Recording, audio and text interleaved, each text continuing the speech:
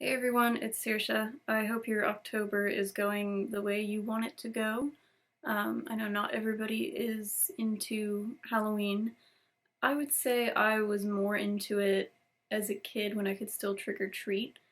And then when I was a teenager, there was this one year where somebody put ice into my trick or treating bag, which was a paper bag, and it melted the bag, making a hole for my candy to fall out of.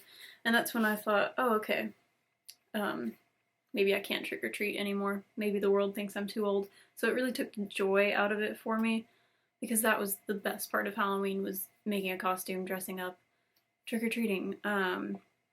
Maybe I have to get into adult things like Halloween parties. I don't know, but I don't really have the Halloween spirit that some of my friends do, and that a lot of people seem to have. And I'm happy for you that you still have that joy. So if you want to share your Halloween traditions with me, tell me what you like to do this season. That would be nice to hear about. I usually just sit in my living room and get maybe one knock at the door for candy, and then I have a whole giant bag of candy to deal with after. But today I thought, because it is the spooky season, we would talk about some books that I recommend. If you are the type of reader who likes to read seasonally. Now, I'm not really. I'll read a spooky book in May. I will read Christmas books during Halloween. I just don't care personally. Um, I'm much more of a Christmas person. I love the twinkly lights and those decorations and that season. But I don't. Somebody asked me like, "Oh, if you're a Christmas person, so do you watch Christmas movies? Really get into the spirit? Do you decorate a lot?" I was like, "No, I don't actually do either of those things. I get a little tree, but that's about it. So I don't really need like external things like books and movies to get into the spirit. Maybe I just don't want to be in a certain spirit. Don't tell me what spirit to be in. But speaking of spirits, I know a lot of you read spooky books during October, so I thought I would share with you 6 that I would consider to be scary, spooky, creepy. Just books that give you that kind of bad feeling, like something's wrong here. I didn't include any crime fiction because I thought about it. I was like, that's more, I read more of that than I would read, like actual horror novels. But then I thought, saying that crime is horror is not good because that's making it sound like it's made up and crime is a very real thing. Whereas, a lot of horror books are supernatural. So different genre, I guess, is what I decided. So I went with some classics, a lot of classics here. Um, and I've just read these over the years, and I like them. I like most of them. Let's just get into it. The first one is Frankenstein, and this is by Mary Shelley. You probably know about Frankenstein.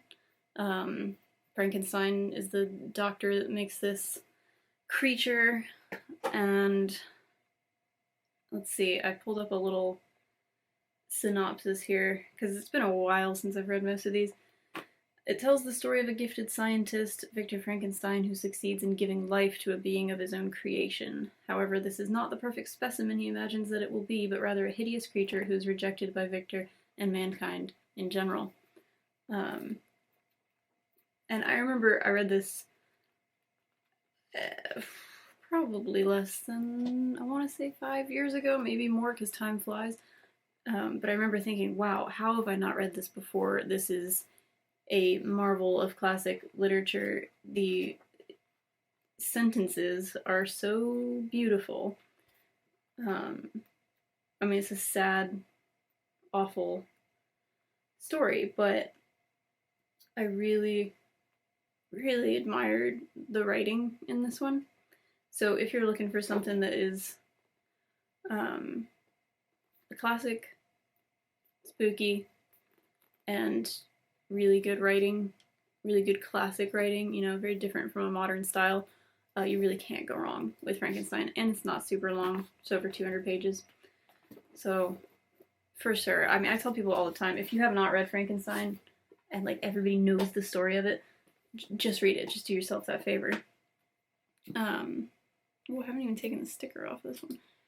So, this I read in college. The Picture of Dorian Gray by Oscar Wilde. And I think it was actually for the same class as the next book, Dracula. They were both for literature, gender, and sexuality. And I remember very little about the actual experience of reading this book or the details of it, but it's basically a really vain guy who has a portrait of him painted, and the portrait ages so that he doesn't have to in real life, which is just a gross, scary concept right off the bat. But I remember thinking that the writing in this was a little bit more, you know, what's the word? Not flowery, because I like flowery. More bogged down. Kind of, it was just like kind of a slog to get through some of these longer paragraphs. So out of all of them, this is probably the one I would be like the least likely to reread, but I still say it's a classic. If you look at that purple and green, you'll notice a lot of the same. Got a lot of red and black. You really always go for that with horror. But yes, no. If you think that you can handle some very smart person language that can get a bit maybe philosophical at times, and you're not just looking for a story to thrill you really easily, then check it out. This one's also around 200 pages. And then Dracula, I do remember liking more than that one. And this one is fat. This edition's about 400 pages. Now this one's interesting because it's written in, I don't think you can call it epistolary because it's not all letters, but it is written with letters and journal entries, diaries, logs, and there are different, there's not really like one main character, I guess. Again, it's been a long time since I've read this, but who hasn't heard of Dracula by Bram Stoker, and who hasn't maybe seen an adaptation of the story? There are so many retellings, and now we even get wonderful sparkly vampires like the ones in Twilight, which is nice. But this one, I'll just tell you what Google says. It begins with Jonathan Harker, a young English lawyer, as he travels to Transylvania. Harker plans to meet with Count Dracula, a client of his firm, in order to finalize a property transaction. When he arrives in Transylvania, the locals react with terror after he discloses his destination, Castle Dracula. Ooh. Yeah, sounds really like boring and businessy. If you had heard, like, you know of the story, but you hadn't read it, and you read that, you'd be like, what, a business transaction? It's his client? What is this? But it's one of those books where maybe I'm not the most attached to the characters or in love with the writing, but it was just gripping. It's one of those where it's fat, but you just can't stop turning the pages because it was really readable. I like that word readable when I'm talking about how quickly I go through books, because there are books like I'm reading the fourth Dune book right now, and there's so much information in there, and it can be confusing and just completely wacky, but I find those books so readable. I just don't know why, like the pages just keep turning. This can be attributed to things like the layout of the page. Like in Dune, there's a lot of dialogue, and that just kind of makes your eyes go really quickly. And in here, with you've got a letter and then you've got a diary entry, and you're switching back and forth different characters, and that can make you move through the story really quickly because it's not one massive chapter of text from one narrator. You know what I mean? I hope you know what I mean.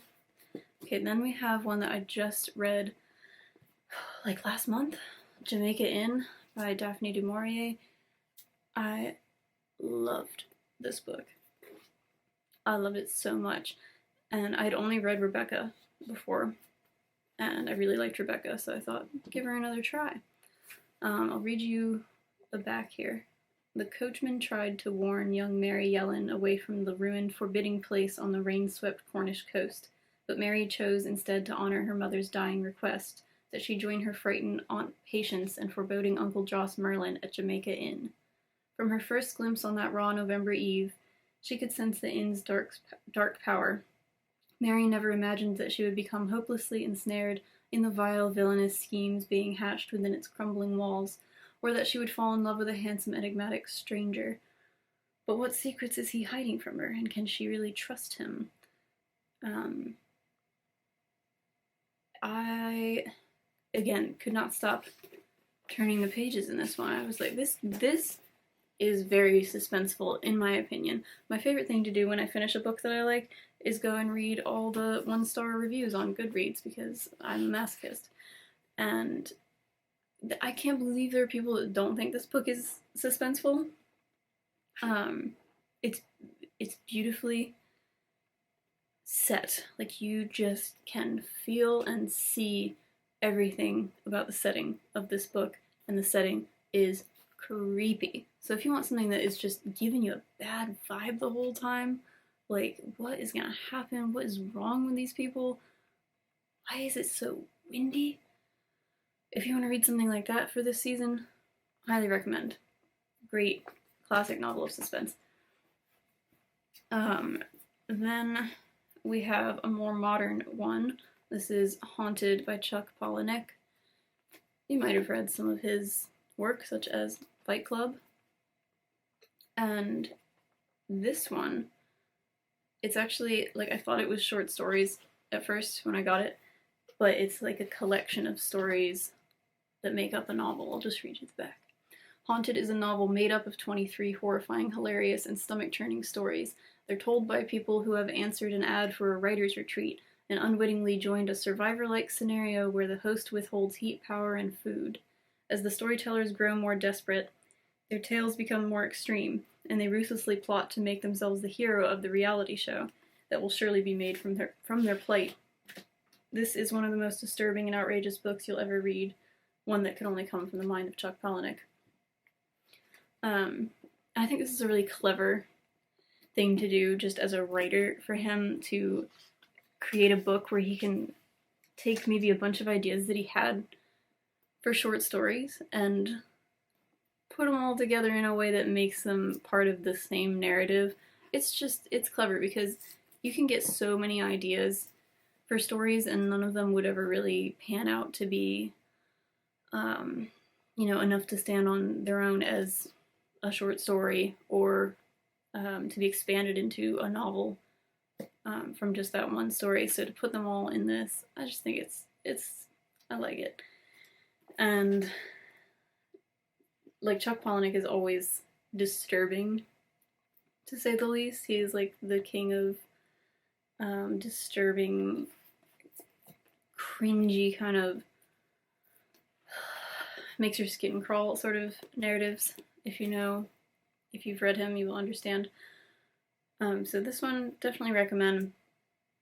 Again, this is many years ago, so I'm recommending things that I read when I was much younger, and I hope that it still stands that I'd recommend them, but I don't remember being, like, terrified by any of these, because I'm not looking to read horror books that make me scared to go to sleep. I just want some good suspense and some bad vibes, you know what I mean? When I was much younger, I did read a lot of R.L. Stine Fear Street books. And those were messed up, man. Those were messed up. You ever read those things? Like, you think Goosebumps is bad? We'll go to the series for teens and Fear Street. I just remember it being like some disgusting violence in those books, which I'm just not really into violence, yo. Just don't need it. Don't need that. There's enough bad stuff going on. But you know, I was a kid, so then maybe it wasn't that horrifying, but I seem to remember a lot of like gore. I don't know. But if you like that sort of thing, I don't have any like adult recommendations for stuff like that because I wouldn't personally read it. As you can see, I'm a little bit more into the literary literary scares, you know, like kind of more laid back, like make you think about.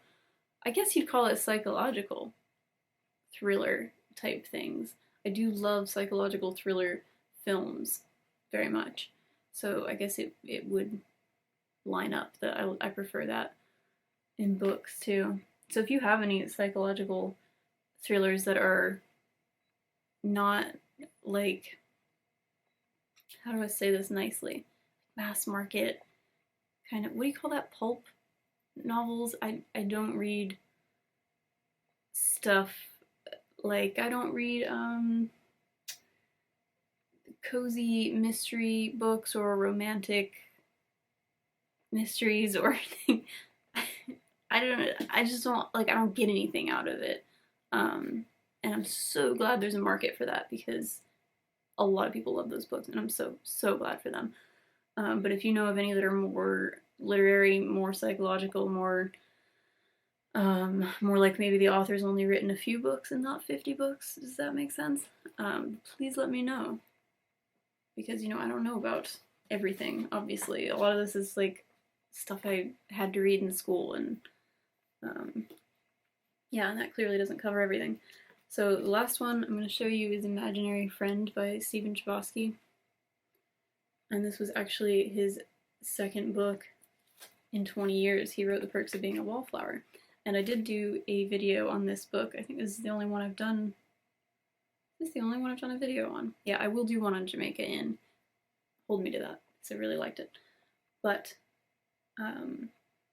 yeah, this was a crazy departure from Perks of Being a Wallflower. Completely different genre. You would never expect this sort of story from him after just reading that one book. And I'm trying to see if they call it horror or I can't find it. But I'll read you the little flap. Single mother Kate Reese is on the run. Determined to improve life for herself and her son Christopher, she flees an abusive relationship in the middle of the night with her child. Together they find themselves drawn to the tight-knit community of Mill Grove, Pennsylvania. It's as far off the beaten track as they can get. Just one highway in, one highway out. At first it seems like the perfect place to finally settle down. Then Christopher vanishes. For 6 long days no one can find him, until Christopher emerges from the woods at the edge of town, unharmed, but not unchanged. He returns with a voice in his head only he can hear, with a mission only he can complete. Build a treehouse in the woods by Christmas, or his mother and everyone in the town will never be the same again. Oh, they're calling it an epic work of literary horror. Okay. And this is a big, big, fat one. This one is, I know it's over 700, yes, 706 pages. So if you can fit that in October with your busy October schedule, then do so. This one definitely takes you on a wild ride. I can link the video I did on that one. So, there you go. There's my 6 picks. I really gotta admit, like, maybe I shouldn't even make videos about spooky books because I just don't read that genre. So it was kind of slim pickings when I looked over my hundreds of books. I couldn't find many, and I really did love a few of these, so stand by them. Let me know your favorites and what you're gonna do this month to celebrate. I do always carve a pumpkin. I always carve a pumpkin. I always make pumpkin pie. Do you have little traditions like that? Do you prefer, I love questions like this, like I do these polls. There's this Instagram I follow where they do these polls, and it's like aesthetic polls, and it's like a cozy Halloween or a spooky Halloween. Like, do you picture um, those little dancing skeletons with a top hat and all that, and like a cat and a pumpkin? Or do you picture crazy people in masks, like running down the street with a knife? I'm going to see a scary movie tonight, but I'm not typically that person. I do like a good scare, but I think I like to be cozy better. I like Hocus Pocus. I still haven't watched the second one. Did you like it? If you've seen it, I will give it a try. So, yeah, the rest of the books I'm going to read this month are probably not going to be spooky. But anyway, enjoy your October. Sorry this was awkward. And I will see you all next time. Happy reading.